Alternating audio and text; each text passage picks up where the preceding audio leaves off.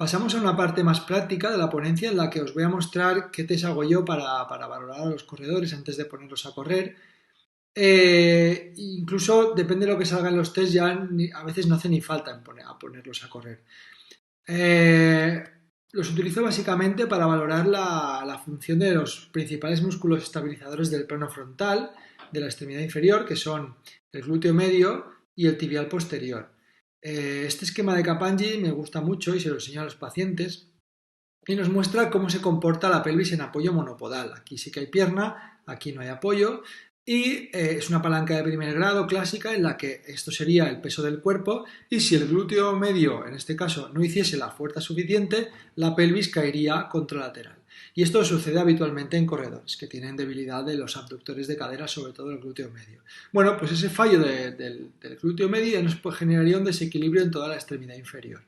A veces el fallo viene de abajo, viene del tibial posterior, que no es capaz de soportar el arco medial del pie, el arco longitudinal medial, el pie sobreprona y a partir de ahí se nos desmonta el sistema hacia arriba. O a veces fallan las dos cosas, la fuerza del glúteo medio y la fuerza del tibial posterior. Bueno, pues en los test que os presento a continuación, estos fallos, entre otros, ya se pueden empezar a ver. El primer test que utilizo es el single leg stance, simplemente es poner a que el paciente se ponga a la pata coja y a partir de ahí ya puedo empezar a valorar qué pasa en el pie, cómo se comporta el pie, la rodilla y la cadera. Y también el comportamiento de los brazos, se busca el equilibrio mediante los brazos y demás. Por ejemplo, en este test que os muestro veréis cómo hay un momento en el que hay una rotación interna coxofemoral simplemente en el single leg stance. Ahora lo podéis ver otra vez, si os fijáis en la rayita de la pared y la separación con la rodilla, cómo de repente disminuye porque es posiblemente que haya un mal control de los rotadores externos de cadera. Bueno, pues si esto pasa en este test, que es sencillo, probablemente esta chica a la que caiga de un salto, juega volei, ella a la que caiga de un salto, ese defecto biomecánico sea mayor. El siguiente test que utilizo es el squat bipodal, la sentadilla bipodal. Yo simplemente le digo al paciente que vaya haciendo sentadillas hasta que yo le diga que pare y valoro varias cosas. Valoro desde el plano frontal la estabilidad, si rodillas, caderas y pies bajan alineados o bien si bajan en varo o bajan en valgo. Y esto ya me puede dar información de qué pasa a nivel del pie o de la cadera. Valoro también si hay predominio cuadricipital o predominio glúteo. Predominio cuadricipital son aquellos pacientes que cuando hacen una sentadilla llevan las rodillas hacia adelante y eso suele pasar cuando hay debilidad del glúteo mayor. Si hay predominio glúteo, como sería el caso de este dibujo, significa que el glúteo mayor tiene suficiente fuerza como para aguantar ese movimiento. El siguiente, vamos de menos a más estrés, a menos a más carga. El siguiente es el single leg squat, es uno de los test que más utilizo, a veces incluso empiezo por este, porque la verdad es que nos da mucha información. Sería poner al paciente en pata coja y pedirle que haga leves sentadillas hasta que le digamos que pare y a partir de ahí valoramos también lo que pasa en el pie, en la rodilla, en la cadera, en el tronco, etc. Tenemos aquí, por ejemplo, un compañero triatleta que había jugado baloncesto y se había roto un cruzado de la rodilla y estamos haciendo el single leg squat. Entonces podemos valorar cómo se comporta una rodilla respecto a la otra, cuál hay más valgo dinámico de rodilla, qué pasa en el pie, qué pasa en la pelvis, etc. Y a partir de ahí ya digo, nos podemos hacer una idea de qué nos vamos a encontrar después cuando lo pongamos a correr. Este es otro caso de single leg squat. Esta chica es Telma, es campeona de España de descenso en bicicleta de montaña. Está muy fuerte, es una chica que está muy fuerte, sin embargo, tiene pues un desequilibrio medial de la rodilla. Y si nos paramos a fijarnos un poco, el pie parece que se comporta bastante bien, no prona, pero posiblemente los músculos abductores de cadera, el glúteo medio, pues no tenga el control motor o la fuerza suficiente para soportar ese test. Después te vendría el Step Down Test, es un single leg squat en el cual bajamos un peldaño, ya sea frontalmente o lateralmente, y aquí pues seguimos valorando lo mismo, simplemente metemos más rango de movimiento que sobre todo somete al tobillo.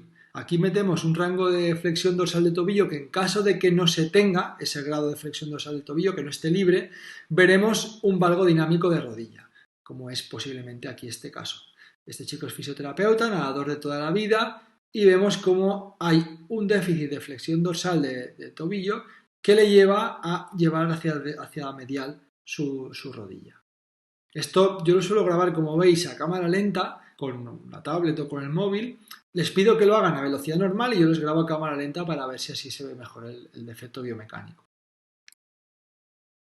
El siguiente de más estrés sería el drop jump test, el cual se puede hacer bipodal o monopodal. Monopodal es bastante exigente y si el paciente tiene patología incipiente o aguda, mejor olvidarnos. El bipodal se utiliza muchísimo en muchos estudios predictivos de lesiones del cruzado anterior, por ejemplo, en jugadoras de voleibol. Simplemente les pedimos que caigan de una altura y cuando contacten con el suelo que generen un salto vertical, ya sea en el bipodal o en el monopodal. Y lo mismo, grabamos a cámara lenta y vamos a valorar el comportamiento del tibial posterior, del pie, del tobillo, de la rodilla, de la cadera, etcétera, etcétera, etcétera. Tenemos aquí más drop jumps. Estos son frontales de Tony, de nuestro compañero. Esto es una compañera en el Gran Canaria, creo recordar. Y básicamente pues es esto, es intentar grabar a cámara lenta, ver la caída, sin salto vertical debería ser bastante bien, y aquí un salto vertical y a ver qué pasa en ese sobreesfuerzo. Este test es más específico, el Single Heel Rise, es un test para valorar el arco plantar del pie, para valorar el comportamiento del tibial posterior y valorar si un pie plano es un pie plano no funcional o funcional. Aquí vemos dos pies planos muy diferentes. De primeras parecen iguales porque si vemos el test desde el principio vemos que se ven muchos dedos, con lo cual hay un pie plano, y cuando el paciente intenta supinar el pie no se genera arco plantar medial, el pie no supina, con lo cual aquí podemos decir que el tibial posterior no está haciendo su trabajo. Otro pie plano, se ven muchos dedos, pero en el momento que generamos el apoyo monopodal sí que supina el pie, se monta un arco plantar. Entonces este paciente va a ser reentrenable ese pie plano, el otro paciente seguramente tenga que llevar ortesis plantares. Un test que suelo hacer también son los bridge, bipodales o monopodales, en los cuales valoro la activación glúteos y de isquiosurales. Muchos pacientes con vida sedentaria que empiezan a correr tienen el glúteo mayor atrofiado, con lo cual cuando les hago de realizar este test, toda la extensión la hacen mediante los isquiotibiales. Es un factor importante lesivo importante, tanto para el glúteo mayor como para los isquiotibiales. El glúteo mayor es un músculo extensor de cadera que se reserva para las extensiones de cadera de gran fuerza, subir escaleras, caer de un salto, etc. Caminando el glúteo mayor prácticamente no se activan sobre todo los isquiotibiales. Entonces, si una persona es sedentaria y pasa a empezar a correr, su glúteo mayor seguramente esté atrofiado. A partir de ahí, seguramente antes de empezar a correr, lo conveniente sea que realice un planning de ejercicios de glúteo mayor para fortalecer el glúteo mayor. Por otro lado, cuando pedimos el bridge unipodal, también vamos a ver el comportamiento de los músculos abdominales, sobre todo los oblicuos. A veces al pedir el bridge monopodal hay un desequilibrio de la pelvis, que eso no. Y otro test que suelo utilizar es el navicular drop test, el test de caída del escafoides, en el cual buscamos la parte más prominente del tubérculo de escafoides en sedestación, con lo cual el pie no está en carga, y le pedimos al paciente que se ponga de pie. Debe haber una caída de entre 6 y 8 milímetros. Es una caída normal, es un pie que prona normal.